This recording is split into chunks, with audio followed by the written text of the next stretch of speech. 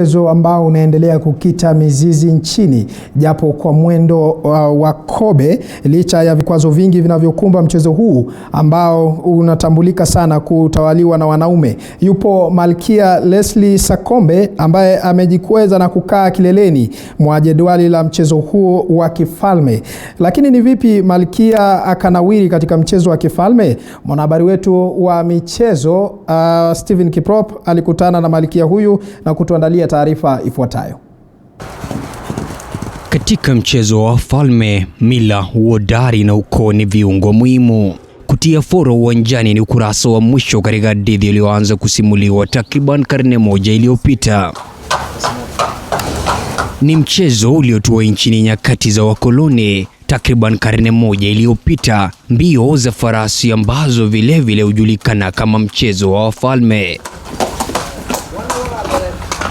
Licha ya mchezo huu kupewa lakabu ya mchezo wa wafalme kwa zaidi ya mwongo mmoja sasa, mchezo huu nchini umetawaliwa na Malkia Lesley Sarcombe akiganda kileleni mwa jedwali la mbio hizi asidondoke. Being champion jockey 15 times in Kenya is a huge achievement for me.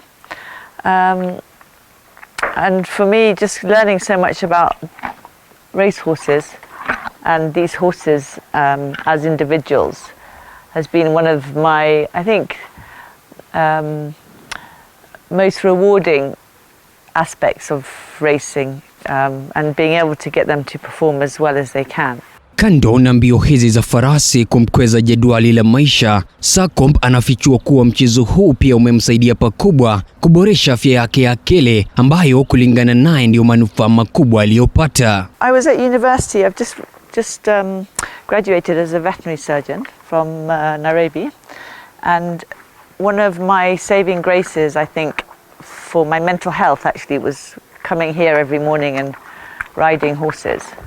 It's almost like for me meditation, and it's really very good for your soul. Kwa wanaowazia kujitosa katika ulingo wa mbio za farasi, kuna mengi ya kuzingatiwa kabla ya kununua farasi. Racehorse has to be a thoroughbred for starters.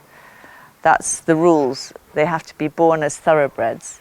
To determine whether they're going to be a racehorse or not, you very much go on their breeding, like who their father and mother is, how they look, that's their conformation. Also what their previous family have done, in the sense of what their records have been. Have they won races? Have they not won races? You know, do they have problems where they go lame?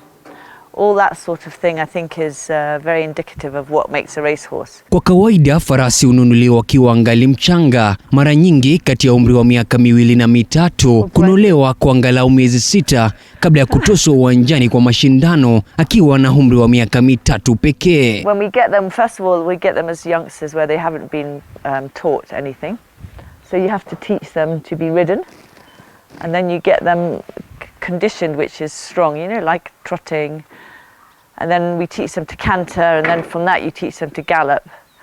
And then from that you make sure that they're strong enough, first of all, to be able to gallop. And then it's like any athlete that's doing a sport, like any of the athletes that do track or marathon running, you have to get them fit.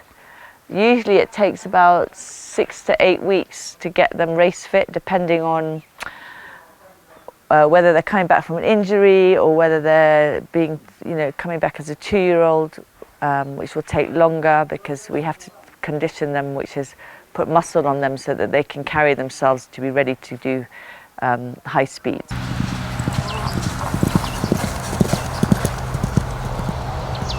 Bei ghali ya farasi na matunzo ndiyo changamoto kuu inayowaandama washirika wa mchezo huu, ila Sarcombe mwenye umri wa miaka 46 anashauri hapa.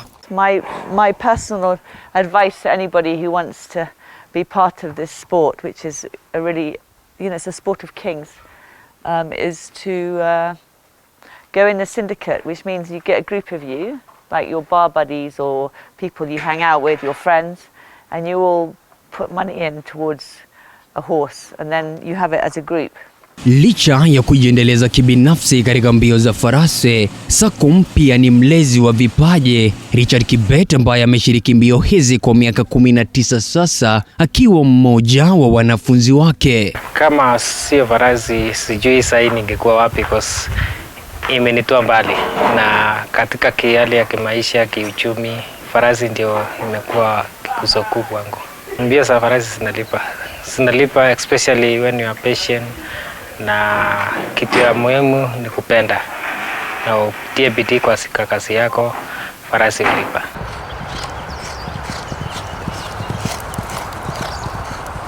Wachezaji hapa, licha kulenga kuchamiri katika ulingo wa kimataifa, kutelekezwa na serikali kunatajwa kizingiti kikuu kwa azma yao.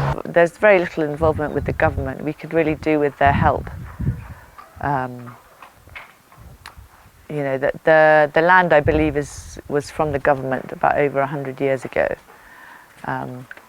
But as far as helping the government helping this sport, they haven't helped us at all. Msimu mpya wa mbio za farasi unatarajiwa kung'oa nanga Januari mwaka 2021, Sarcombe akilenga kuendeleza nyota yake. Mbio za farasi ni moja kati ya michezo yenye uwezo wa kufanya vizuri zaidi nchini, ila wachezaji na washikadau wa mchezo huu wanadai kwamba mchezo huu umetengwa sana na serikali. Steven Kiprop, runinga ya TV47 Michezo.